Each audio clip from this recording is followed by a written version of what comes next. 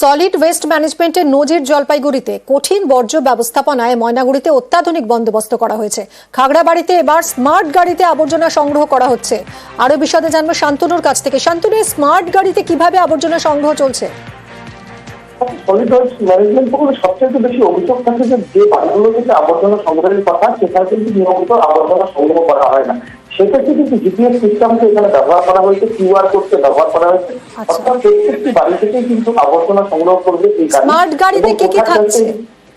এবং এই স্মার্ট গাড়িতে যেরকম কিউআর কোড থাকছে, জিপিএস থাকছে, এবং এই গাড়ি প্রতিদিনই প্রতিটি বাড়িতে গিয়ে গিয়ে আবর্জনা সংগ্রহ করবে এবং গ্রামের যে যে অঞ্চলে আবর্জনা জমা থাকবে, অর্থাৎ রাস্তা এবং নিকাশি নালা পরিষ্কার করা, সেখানে গিয়ে গিয়ে সেগুলো পরিষ্কার করবে। এবং এই গাড়ি কোনো রকম ভাবে যাতে প্রতিটা এলাকায় যা না জমে পড়েছে সেটা ধরা পড়বে জিপিএস সিস্টেমের সঙ্গে, এবং নিয়মিত এই গাড়িটি ব্যবহার হবে এবং প্রতিটি বাড়ি থেকে আবর্জনা সংগ্রহ করবে সেটা নিশ্চিত করতে। অনেক ধন্যবাদ শান্তনু, ধন্যবাদ।